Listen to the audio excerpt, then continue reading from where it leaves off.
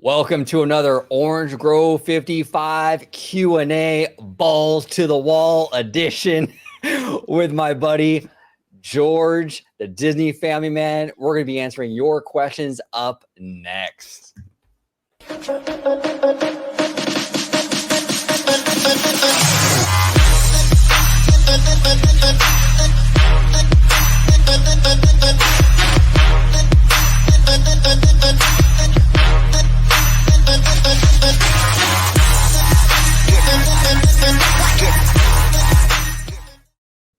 Welcome aboard to another OG 55 Q&A. Today, I am joined by the family man 23 in this balls to the wall edition of the OG 55 Q&A.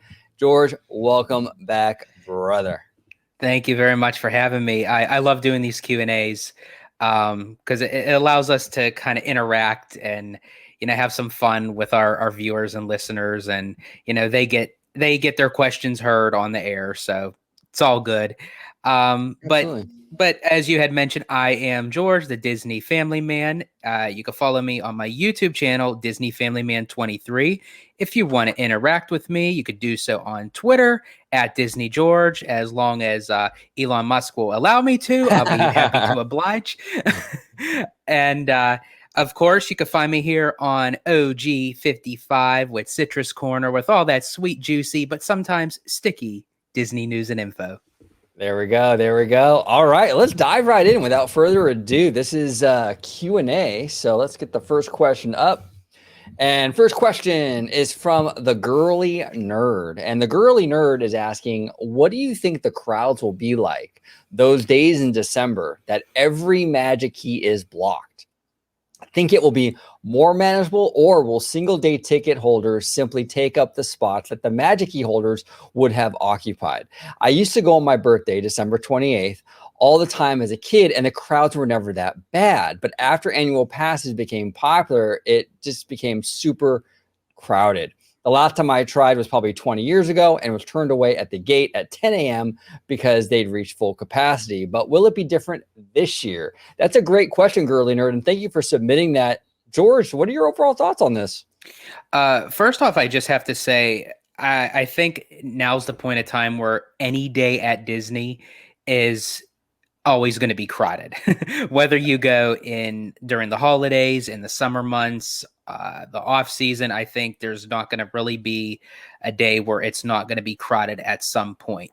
However, I do feel like this is Disney's way of kind of managing that crowd control, especially during those days and months where it gets really, really chaotic. Not saying that it's not going to be crowded during the December month, that the Magic Keys are blocked, because if you just buy a regular day ticket, depending on how many that they sell, it could be very well crowded. But I think it will balance out nicely than just having a lot of day ticket holders and a lot of Magic Key holders all together at once, because Disney knows, and for sure everybody knows, the holidays are one of the most popular time to go to a Disney park. And I think this is Disney's way of trying to manage that. And hopefully, I hope it works out for them, because, crowds are a huge issue. And especially that even though you may not get that reservation, and I know that could be frustrating, but it's also frustrating where if you get that reservation and you're standing in a 10-hour wait for your favorite ride, or for a holiday treat, or a popular popcorn bucket, it really is not going to matter whether you had that reservation locked in or not. Yeah, no, 100%, 100%. Yeah, I don't think, it's not going to be dead. I definitely will not be dead. I think there's enough interest by the general public, the normies, to kind of fill in the park nicely with those day tickets. So I think it'll be a robust crowd for sure. But it definitely won't be like what we're used to with the annual passes and the key, the Magic Keys. It's not going to be that busy. It's not going to be that crazy. So somewhere in between. But here's the thing, though, with this is a really important time. This is a real fork in the road for the future of the Magic Key program, because if let's just say, I don't know, let's just say that, you know, December comes around and there's no key holders in the park and it is really, really, really, really busy. That could mean not so good things for key holders going forward, you know? I mean, Disney's already kind of skittish about key holders with the class action suit pending. And it, you know, as Chapek said, they don't really spend a whole lot of money, the unfavorables comment. And if Disney can prove to itself that they can kind of get those crowds just on day ticketers during the holidays, I would not be surprised if that becomes a regular thing every single Christmas season. But we'll see. Yeah. And I it can work the opposite end too. If it's dead, then it probably won't happen again. Well, and that's what I was just going to mention. I think maybe Disney had done this right now, just months before the holiday season, because maybe now with the reservation system, they kind of see how many day ticket holders already have reservations during that time. So it may have hit a certain capacity in Disney's eyes in their system to say, whoa, you know what? We already have how many day ticket holders coming during the month of December. We better pull back on the Magic Key holders. However, if the data showed that there wasn't too many day ticket holders that had those reservations, I'm for sure Magic Key holder reservations openings would have been available. Yeah, no, 100%, 100%. It's going to be really interesting. It's going to be really interesting to see how that whole thing pans out. Now, a gentleman on Twitter, I believe his name is Ryan Theme Park. I should have had the tweet up. I didn't pull the tweet, but he posted that, I guess, on the calendar for November and December of 2023, the Imagine Magic Keys are completely blocked out every single day. I did see that tweet. Isn't that wild? That is crazy. So the last 2 weeks of November, they can't go, and the entire month of December they can't go, and that's a huge increase in blockout dates for that key compared to this December. So that's interesting. That really is. I mean, I do still feel like Disney is trying to wean off annual pass holders, whether it's as a key ticket holder or as a Walt Disney World annual pass holder. I think they are just more geared towards crunching the numbers and really seeing where they're banking for their buck. And I think it's coming from those family vacationers, maybe those one or two times a lifetime, one or two times a year, every other year, but those families that don't really get to go that often, that spend a lot of money. Yeah, no, 100%, 100%. Girly Nerd, thank you so much for the question. That was a fantastic question. And our next question comes from Derek Miles. Derek is asking, do you think Universal will ever overtake Disney? And if so, how do you think it will happen? What do you think Disney does to respond? What do you think about this, George? Will Universal ever realistically surpass Disney? I personally feel like Universal has done some hit or misses, just like as Disney had done hit or misses. But I really, truly don't think Universal has their own niche and it works for them. However, I don't think that it would ever be to the caliber that the fandom and the fan base sees Disney. I think Disney has so much history and nostalgia and so much backing them up. And Disney knows this. Yeah. And this is why Disney won't budge on anything unless they absolutely have to, which goes into that the second part of the question. How do you think Disney will respond? I don't think Disney will respond at all unless they really feel like they need to, just like how with Universal's Wizarding World, that was a game changer in the theme park industry. Disney knew they had to respond to that. So out came Pandora, the World of Avatar. Out came Galaxy's Edge. Out came Toy Story Land. God knows why, but we got it. Not too much hate on Toy Story Land. I do enjoy it, but I mean, out of the immersive experiences that you can get at Disney, it's kind of on the bottom there. But I digress. So I think that if Universal's, especially speaking about Epic Universe, if Epic Universe is a huge success, which it will be in Universal's right, I don't think that it will necessarily take away anything from Disney. People will still go to Disney. They may take a day or two to go to Universal. They'll probably leave out the studio. They'll probably go to Epic Right. Universe and Islands of Adventure, leave the studio Right. go, and then go back to Walt Disney World as it goes. But I think that if it really blows the socks off of all guests, then Disney will say, you know what, let's invest some money and kind of counteract with what Universal's doing.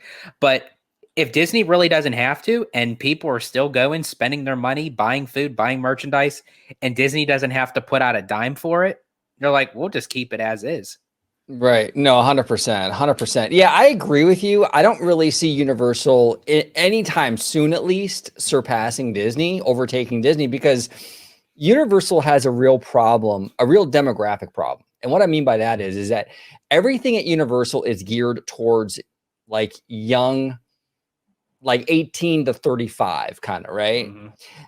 And look, there's examples here and there of maybe like some younger attractions or what have you. But for the most part, the Universal experience is very much a youthful kind of thing, right? 18 to 35, maybe 40. And, you know, if you bring your grandparents to Universal, how much are they realistically going to be able to go on? Right. If you bring your 5-year-old to Universal, how much realistically is your 5-year-old going to be able to go on? Whereas at Disney, you bring your grandparents to Disney, they can go on all kinds of stuff. The Fantasyland dark rides, the trains, all the boats. I mean, there's just so much for everybody. And I think that's really the secret to Disney's success. Now, in terms of Epic Universe, I think you're onto something. I think it might cannibalize more Universal than Disney. And one of the big things, and actually our friend Alia brought this up to me, and I think she's absolutely spot on. The distance between Epic Universe and the current Universal Resort is going to be a little bit of a disadvantage for Universal, even with the great bus system or whatever they have implemented. It just creates a layer of hassle. And, you know, Walt Disney World is really that bubble. Like it's, yeah, you take transportation from here and there, but it's all within that Walt Disney World property. I do think having these Universal resorts kind of spread out like that is going to hurt them in terms of having Universal be that one-stop shop where people go and just do all the Universal parks on a vacation. I think that's going to really, really hinder them. I think Ali is absolutely right on that. And I think you're right on that, George. I think that they're going to go to Island Adventure, they're going to Epic Universe, and they'll go back to Walt Disney World and then do all the Walt Disney World parks. That's how it's probably going to end up. So it's going to be interesting to kind of watch that. Absolutely. But no, I don't think they're going to overtake Disney anytime soon. Soon. And you have to take into consideration too. I love how, you know, people on social media, they say, oh, the clash of the theme parks and Disney versus Universal, where in reality, I really don't think, even though Universal takes jabs at Disney and what have you on Twitter and what have you, don't tell me that a lot of those big wig people, the suit and tie type of people in the theme park. God, I sound like. Sorry, I spilt my drink on my Roadcaster, and I'm just trying to wipe it off. I do apologize. That was not meant for you, George. Go ahead, sir. I apologize. You're good. So I think a lot of those, which I think is funny that you got the clown horn. As soon as I said those big wigs and the suit and ties, actually tied in perfectly. That don't tell me that they don't go out to dinner meetings and they go to seminars and they go to these big meetings where Universal comes into contact with Disney and vice versa. So I even think that Disney even knows a lot of plans that Universal is making and Universal to Disney. And I think when I say that is because Disney probably already has an idea of how much of a popularity that Super Nintendo World is going to have on Universal. Oh, yeah. And based off of what they probably already knew and how they had a lot of issues with the Mario Kart attraction, how it was supposed to be one thing, it turned out to be another. You can't really call it too much of an e-ticket. So Disney is not going to invest in the time to fight for something that may not need to be worth fighting for. And they may be responding to that just with the update of Toontown and Mickey and Minnie's Runaway Railway, where that would kind of equal out with the Mario Kart. Now, as speaking with Epic Universe, Universal's putting out a big budget for that. If that turns out successful, which I'm for sure it is, but if it turns out as successful as Wizarding World did back in 2010, then I think Disney's going to have to kind of open up some of those blue sky ideas and kind of put forth the effort to respond to that. Yeah, it's tough. It's tough. Universal is it's a tough thing with Universal because, like, if you look at some of the plans for Epic Universe, right? Even the more kiddie areas, like the How to Train Your Dragon land, like the signature attraction for that land is a giant roller coaster that, again, kids and elderly people can't ride. It's like even the family stuff is like intense, right? Yeah. And that is the Achilles heel, I think, of Universal. I think that's really, really holding them back quite a bit. But we'll see. We'll see. You never know. Hey, maybe they do overtake Disney one day. But I agree with you, George. I don't think it's going to happen. Not anytime soon, at least. Yep, definitely. Yep, absolutely. All right. And our next question comes from Jared. And Jared is asking thoughts on the new Walt Disney World Fantasmic. Better than Disneyland, better than Disney Sea. Now, neither one of us has obviously seen the new Walt Disney World Fantasmic yet. But I'm sure you've probably seen it on like YouTube and what have you. What are your overall thoughts about this, George? And is it better than the one at Disneyland? Well, I do have to say it's kind of a back and forth type of thing where with Walt Disney World, I'm glad they still kept, especially with Mickey Mouse, the same kind of choreography in the very beginning at the opening, where he does his choreography with the water and the pyrotechnics and what have you. I'm not a huge fan of the choreographing for Disneyland's 2.0 of Fantasmic. I prefer the original. That's just me. I will always take Disneyland's Fantasmic over Walt Disney World in the sense that I love how Fantasmic just becomes part of the land, where right. you don't set yourself up to say, okay, I'm going to walk into an amphitheater. I'm going right. to sit down and wait for a show. It just happens at Disneyland. That's what makes it so magical. Right. Again, better dragon at Disneyland. Walt Disney World, they still got that oversized Jim Henson Muppet. I wish that they can, they had all the time in the world to update the dragon and like give us something. And that's what gripes me is if you're going to give us an amphitheater, you're going to give us all that space and room for creativity, do something with it. That's what's so frustrating. Now, as far as the new segments in the show itself, I do like how they play homage to, Mulan and Moana, and they still incorporate Pocahontas with the colors of the wind scene. However, it just felt a little bit choppy to me. It felt like a little bit rushed, like they wanted to hurry up and just show quick segments, and you don't really get that extra time to say, "Ooh, I really want to enjoy this scene from this movie," and it just felt very rushed. Like the rest of the show still moved like fluently, but those new scenes, I'm not saying they were terrible. I just wish that they didn't have them where it was very choppy. No, that's fair. That's fair. And I think there's something to be said about the quickness and like this current like younger generation. I mean, when this current younger generation is very much like the TikTok generation.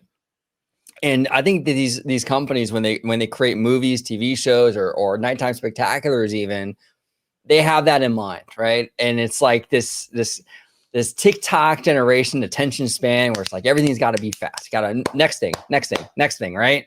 And I think that's part of it, because you're right. I mean, the old school stuff. I mean, even the attractions like Pirates of the Caribbean and what have you. There were more like slow burns.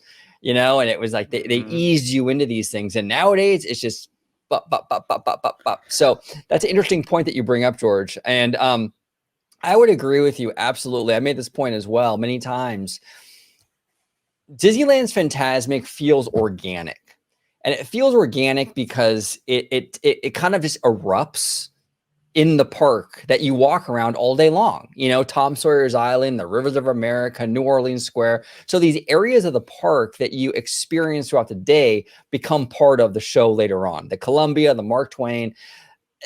I think that's at Disneyland's Fantasmic at its core. That's what, for me personally, makes it the most magical, is that I like that organicness of it. It reminds me very much of a fireworks show. You stand in front of the castle and things just kind of happen, you know? And I think when, like you said, when you walk into the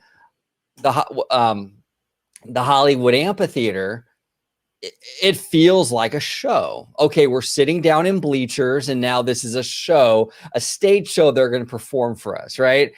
For me, that's always going to take away that edge that Disneyland has. It's always going to, for me, Disneyland always will have that edge over it because of that one thing. They can swap out the scenes, they can change the music, they can add new effects, all that will be fantastic. But as long as that organicness exists at Disneyland, I think it will always have that edge over Florida. Unfortunately, you know, I just think that's just, for me personally, that's a thing. Now, a lot of people don't care. You talk to people on Twitter and stuff, and a lot of people don't really care about that. That's just a thing for me personally that I find really special about the Anaheim one. Now, I will say the changes for the Walt Disney World Fantasmic were really great. I watched them online. I thought they were fantastic. I really, really enjoyed it. And I'm really, really happy for Walt Disney World fans, because the first half of the 50th was pretty rough, right? It was pretty rough. But the last half of the celebration is actually turning out to be pretty solid. I mean, Cosmic Rewind, I mean, George, you've been on it. You called me. You were so excited. This is the best thing I've ever been on. Yes. I mean, you know, that's a banger attraction. Very popular. Everyone loves it, you know. The new Walt Disney stuff they added to the fireworks show, huge success. People love it, you know. And now the new Fantasmic. You know, these are all really positive things coming out now at the tail end of the celebration, and it's all going to be topped off with Tron in the spring. So I think that the 50th celebration is ending really strong on a huge high point.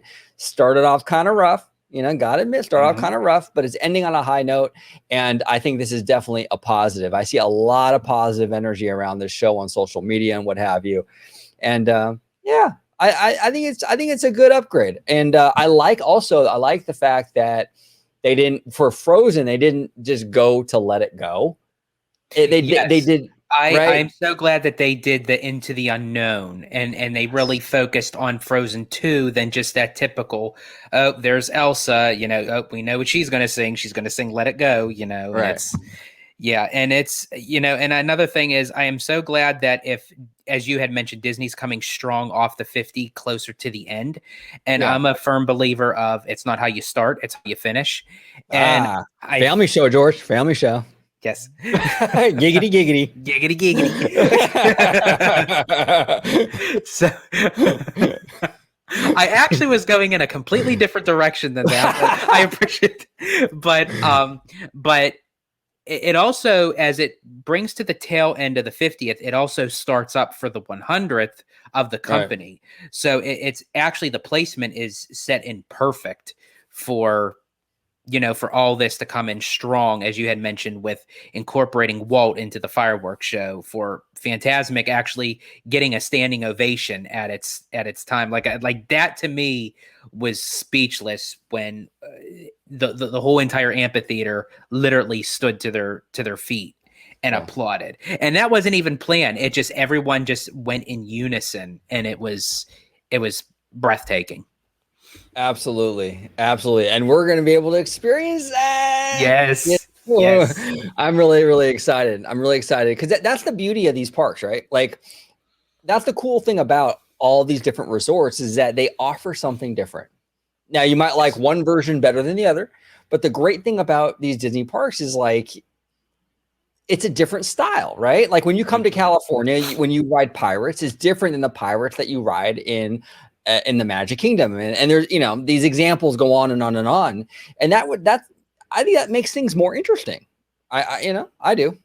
Oh yeah, absolutely. And I'm going to be very curious that after the fact we take our trip next year to really get your input of what you think of certain things at Walt Disney World, as opposed to Disneyland, because you could still give your opinion now based Yeah. on what you read and what you watch, but from an immersive standpoint, by actually experiencing it yourself, I can't wait to actually see your take on certain things. Oh, I can't wait. It's gonna be absolutely epic. Absolutely epic. Now, Jared, like the last part of his question is saying better than Disney Sea. Now, I have to say, Jared, I have never been to Tokyo Disney Sea. It's a bucket list thing for me. Absolutely.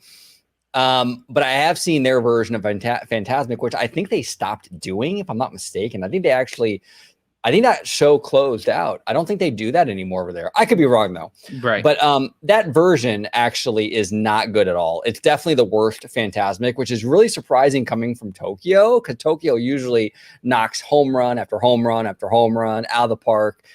But for Fantasmic, they really didn't. Have you ever seen the Disney Sea Fantasmic, George? I think I've seen bits and pieces. I think that's when they bring the characters out on like barges, like because of like, I think because it's so opened that they can't really, and there's again so much water that you can utilize that to an extent point. But when you also have performers mixed in with that, it kind of becomes detrimental to the performance of the actors themselves. And I think that takes a lot of the appeal away. And if it was removed, which I can't recall if it was or not, but if they did, then Tokyo Disney did the right thing, because it really wasn't that good, in my opinion. Right. No, 100%. 100%. I want to, before I move on to the next question, because we're talking about Tokyo, and I was actually going to do a video on this like before Halloween, but Halloween is already long gone, right? So I might as well bring it up here because it's Tokyo related, and I kind of want to show some love, because Tokyo Disney, they do some amazing stuff on Halloween, and absolutely amazing stuff. I want to show you a couple images from some of the fans that were cosplaying out there. Blew my mind. Every year they really do blow my mind with this stuff. But let's take a look at just a couple, and then we'll move on to the next question. Sounds good.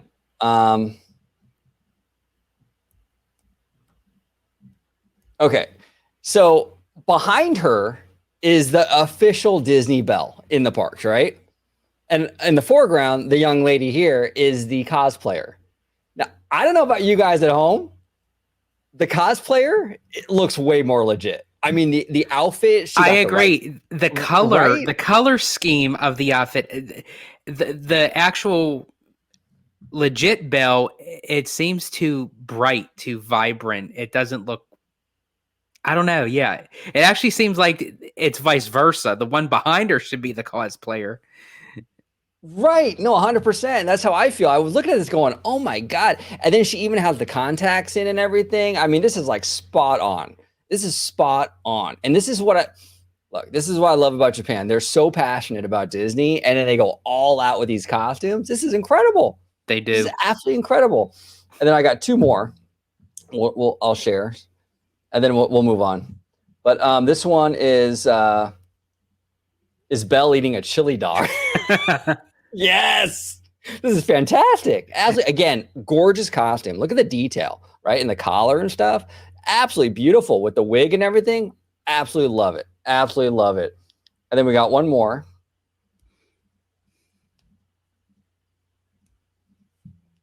Lady and the Tramp. I mean, that's amazing. How creative is that? Where she turns. Isn't that amazing? She turns her pigtails into little dog ears. Oh, just the amount of creativity and quality in these outfits are just absolutely insane. This is a gorgeous dress, and the way she puts it all together. I mean, instantly you know that's Lady and the Tramp. Yeah, and then you really wouldn't think to say, oh, you know what?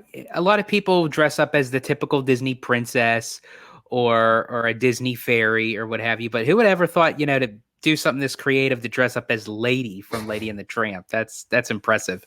Isn't that impressive? So I was actually going to do a whole video on a lot of these costumes and what have you, because some of these were just so crazy with the quality and just super impressive. But Halloween already passed, so I thought, hey, you know what? Why not? I'll share a few of the images here since we're talking about Tokyo Disney. But awesome. Lovely, lovely stuff here. I absolutely love it. All right, so next question comes from our friend Matthew Murr. We're entering the world of Matthew Murr. So our good friend Matthew Murr. Matthew, love you, buddy. Love you, love you, love you, man. Yes. So Matthew's asking, and Matthew, I do want to, before I even get started, I know you had 3 other questions. I'm saving those for another Q&A because those are more corporate and film and streaming stuff. So it'll probably be incorporated more into like a Orange Nerd show in the future. So I just want to let you know, we will answer those, but for now we're just going to do this because it's park stuff. So he's saying here, how much longer do you think the monetization of the parks, the upcharges slapped onto various charges, and the absence of Magical Express, Park Hopper tickets, or extra magic hours will last? Do you think it'll come with change of CEO and or chairman, or do you think it all depends on the economy? Now, George, this is kind of actually geared more towards you because you're more familiar with the Magical Express and all that stuff. What are your thoughts in regards to this question that Matthew's asking? As much as I would love for the Magical Express to return in its original format, the way it was, to the fact I don't even know why that they removed it completely in the first place. I mean, I was completely against that from the beginning.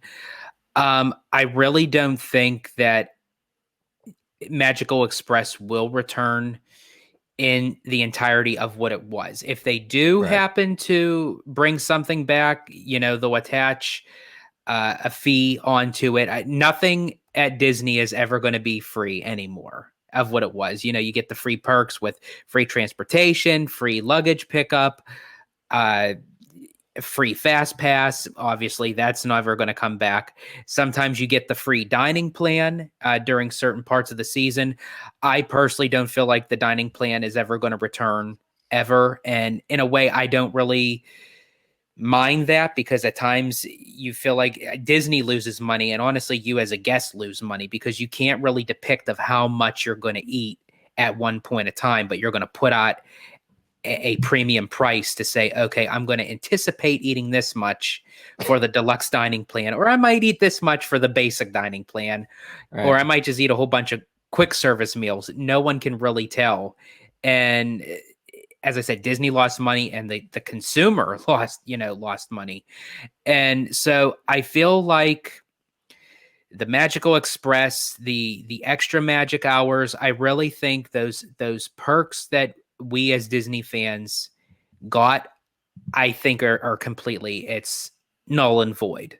I think moving forward, if Disney brings anything, there's going to be an upcharge to it. Of course. Yeah, no, of course. And here's the thing too. It's like the upcharging for stuff like the Genie Plus and all this other stuff. Those upcharges are now part of the equation, I think, forever. Like I don't think it's ever going to change necessarily. Like, look at the video game industry. That's a perfect example of how this stuff kind of evolves over time, right? Like when I was a kid growing up in the 80s, when I bought a game, if I bought The Legends of Zelda, that purchase of the game was the last time I had to spend money, right? If I wanted to save my game, I can do so. I didn't have to buy extra memory or have to buy credits towards this or that, or like there was no microtransactions. When you bought the game, you had the game, and that was the end of the story. Well, now, and it's been going on really for a long time, probably since PlayStation came out, the first one, I guess. Like buying, like these upcharges are like normal now, and like that's why when people say, I gotta disagree. When people say, well, all these upcharges at Disney are gonna kind of kill the brand loyalty in the future, I don't think so. Did it? I don't think so. And honestly, no, sorry, not to cut you off. It's almost to the same fact. You had said it. Dre has said it. I have said it so many times on this channel. You vote with your wallet. If people were that much in an uproar that Magical Express was removed and everybody stopped going, then maybe Disney would maybe look back into it and say, you know what, we might have to bring something back. We could tweak it a little, but we're going to have to do something. Right. As of right now, nothing's changed. People are still going to the parks, whether Magical Express is there or not. It's saving Disney money. So they're like, why bring it back? Right, no, 100%. And look at all the upcharges and microtransactions that the video game industry has gone through. And despite all of that, despite all of those upcharges in that industry, video games are just as popular today as they were before. Mm-hmm. And that's why when people say, "Oh, well, Disney's going to take a hit years from now with the brand loyalty," I don't think so, because you know why? These changes are here to stay. So the kids that are kids now, when they turn 25, 30, 40 years old and they have their own kids, they grew up paying for Genie Plus. They're not going to know any different. Just like the Mm-hmm. kids now, a 20-year-old doesn't remember a time when there weren't upcharges in video games. So it's just going to be the new normal. Show them a VHS tape. They're going to look at it and say, what the hell is this? Right. It's like, Yeah, I know. Exactly. it's like, and we're creatures of habit. And Right. yet we get so out of our comfort zone when something changes. But little do we know, psychologically, we adapt. We do. We just go with the flow. No, 100%. We absolutely do. And then he goes on to say, do you think it'll come with a change of CEO? No, I actually don't. I think any new CEO will No. continue that, because now it's Yeah. a total gravy train. And then he goes on to say, or do you think it all depends on the economy? Now, the economy is a factor for sure. But I think Disney will just kind of opt for like hotel deals and things like that when the economy starts to hit rock bottom. Or, they'll pull those levers, as Christine Waistlines McCarthy says, with Magic Keys and annual pass holders, where they'll let more of them in. They're going to do things like that to kind of ride through any economic turmoil. They're not just going to suddenly just have Genie Plus be free. It's just not going to happen. Yeah. It's too much money. Yeah. Especially now. Yeah. To turn back Disney's investment in that they'd lose money even more than what they already did from the purchase of Fox and the shutdown, and and taking a major hit with everything. Disney can't afford to go backwards on their finances. They have to move forward. And as you had mentioned, they can kind of strategize where they may give you a deal on a resort hotel or tickets if you are a Disney Plus subscriber. So you're paying into Disney Plus for that special premium deal on a hotel. There you go. There's a lot of creative ways that Disney can sort of work around this stuff. And they're going to, especially with Bob Chapek, Bob Chapek's a very creative guy when it comes to money. Yes. Very, very creative guy when it comes to money. He's going to find every way to do it. And it's not going to involve free Genie Plus. That's not part of the equation at all. And you have to remember, folks, Bob Chapek is the one that came up with the Disney Vault when it came for the release and re-release of classic Disney movies. Because psychologically, when they say, "Oh, get it before it's gone," it goes back into the Disney Vault. Subconsciously, you say, "Oh, you know what? I better go and buy myself a copy before it's gone forever." And it's but it gets you to buy. And he was very strategic with that. So when you incorporate that into the parks, he's a numbers guy.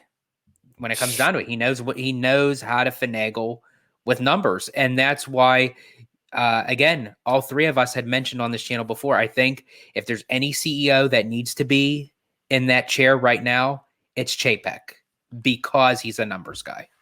Right. No, exactly. And I know he's not the most popular. He's not like the sexiest option, because, he's not like super charismatic, or he's not like brimming with creativity in terms of like content and stuff like that. He's not a Walt Disney by any means or anything like that. So a lot of fans don't like him. But right now, when you're coming off of a pandemic that had your entire company shut down, pretty much, except for Disney Plus, you just spent $70 billion or so on Fox. You're still paying that down. There's a lot going on right now on Disney's plate now, and they're also facing very soon having to pay Comcast probably God knows how much for Comcast's share of Hulu. So that's another thing they got to incur on top of everything that's already gone on. So Chapek is absolutely the right guy right now to kind of weather this financial storm. Now, in 3 years, will he get renewed? I don't know. But I think right now he's the right man for the job. And in 3 years, if things improve financially, maybe we'll get somebody else. We'll see. And a lot of people have to understand, when you are CEO to a big company like Disney, it is more than just the theme park industry.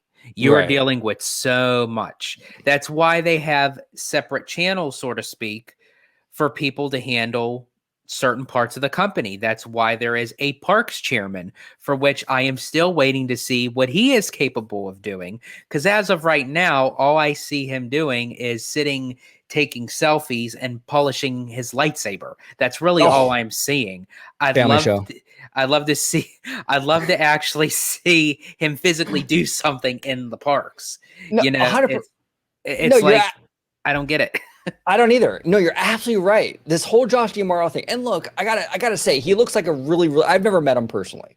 He seems like a really nice guy. And this is nothing personal against him. He seems like a really nice guy.